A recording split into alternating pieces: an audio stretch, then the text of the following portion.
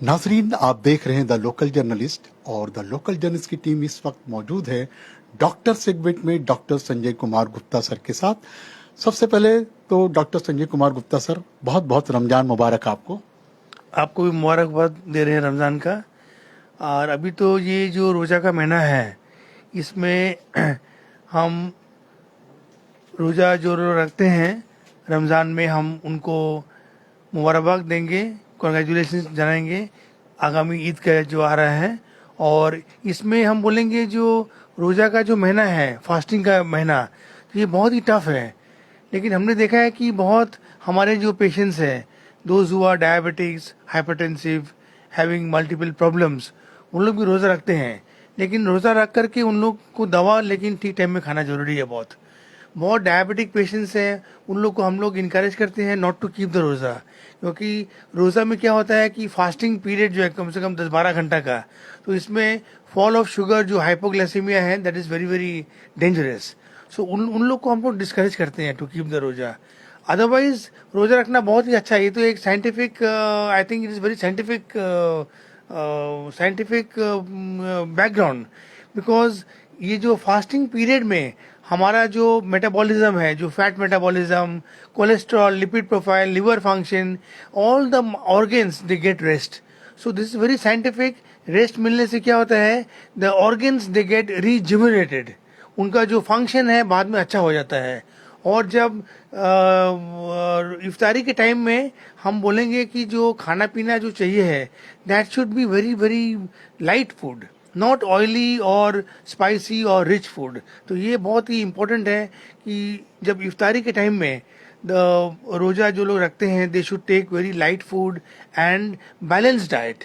Green vegetables ले सकते हैं, लेकिन उसमें रिच फूड नहीं लेना चाहिए। डॉक्टर साहब, मेरा एक सवाल होगा यहाँ पर, क्योंकि रमजान के महीने में डॉक्टर जो दवा लिखते हैं सर, जो पेशेंट्स हैं उनके दरमियान एक कंफ्यूजन रहता है कि दवा किस वक्त खाना चाहिए। एक शहरी भी बहुत जरूरी है, मुसलमानों के लिए अफ्तार भी जरूरी है। तो doctor Sanjay Kumar Gupta as a doctor क्या एडवाइस करेंगे सर, ताकि वो दवा भी ले लें और उनको सुकून भी मिले और रोजा भी रखे, इबादत भी करें। जो हमारे जो पेशेंट्स आते हैं, किसी किसी को एंटीबायोटिक्स हम लोग 3 बार खाना पड़ता है, तो हम लोग ट्राई करते हैं कि जो एंटीबायोटिक्स 2 बार देने से 12 घंटे गैप में जो काम करता है, वो हम लोग वो रेकमेंड करते हैं। सो वी रेकमेंड कि एक दवा जो ट्वाइस डेली खाना है, बीडी, तो दे कैन टेक ड्यूरिंग शहरी एंड वन आफ्टर अफ्तारी। तो ये हम लोग बोलते हैं। और संग में हम लोग एंटासिड जो है, गैस की दवा, वो भी हम लोग देते हैं एज प्रोटॉन पंप इनहिबिटर्स, क्योंकि फास्टिंग में क्या होता है, एसिड सिक्रेशन बहुत ज़्यादा होता है। So we give the PPI, से पेंटाप्राजोल और रेविप्राजोल बिफोर द शहरी, रात को खाने से अच्छा रहता है, ताकि वो जो 12 घंटा जो फास्टिंग पीरियड है, इसमें एसिडिटी नहीं ज़्यादा होगा। So patients they can stay safe. So ये डोजिंग हम लोग एडजस्ट करते हैं ताकि वो लोग रोजा भी रखें और आपका जो दवा भी है, इलाज भी चले। So we don't stop the treatment. तो रोजादारों को क्या पैगाम देना चाहेंगे सर, साथ ही पूरे देशवासियों को रमजान मुबारक के मौके पर, ईद के मुबारक के मौके पर? मामला ये हो रहा है क्योंकि वेदर चेंज हो रहा है, जिसकी वजह से जो सर्दी जुकाम का जो जी जी जी, बच्चों में और बड़ों में भी काफी दिख रहा है, खांसी का, गले में दर्द काफी है। तो इस पर क्या कहेंगे? हाँ सर, इस पर क्या कहेंगे? अभी एज ईएनटी सर्जन पिछला 2 महीना से हम देख रहे हैं हमारे जो चेम्बर में, हमारे जो हॉस्पिटल में, पुलिस हॉस्पिटल, केएमसी में, जहां हम आउटडोर करते हैं कोलकाता म्यूनिसिपल कॉरपोरेशन में, एटलीस्ट 20-25 मरीज हम डेली देख रहे हैं। बच्चे में, एडल्ट में, मिडिल एज में, they are coming with acute sore throat, then parotid inflammation, parotitis, submandibular gland inflammation, multiple salivary gland inflammation. ये एक तरह का एक वायरल इन्फेक्शन है that is causing upper respiratory tract infection, सर्दी, खांसी, बुखार, and generalized lymphadenopathy and sialoadenopathy, parotid inflammation, submandibular, that is mumps also.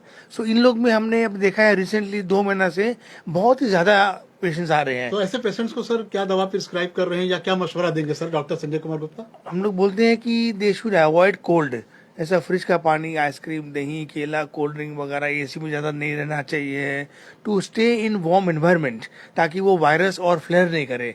और ये हम देख रहे हैं कि 4-5 दिन में we are giving some antibiotics because to prevent secondary infection, कुछ एंटी इन्फ्लेमेटरी लाइक सिराशुपेप्टिडेज और गार्गिल्स। सो ये ट्रीटमेंट से 2-4 दिन में patients are getting good recovery.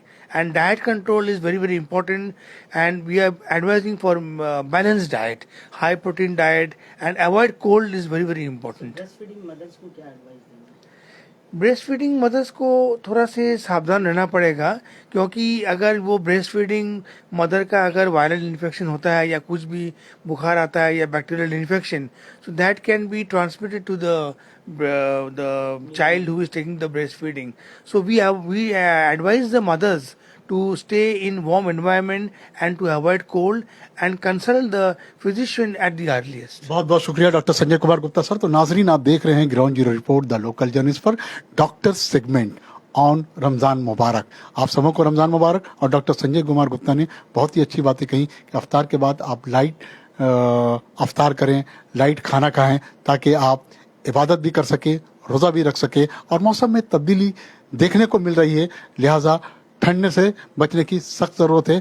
नाज़रीन, आप हमारे चैनल पर बंगला, इंग्लिश, हिंदी, उर्दू 4 न्यूज़ देख सकते हैं। पल पल की अपडेट्स के लिए आप बने रहें द लोकल न्यूज़ के साथ। मैं शमसुद्दीन कोलकाता से, बहुत बहुत शुक्रिया।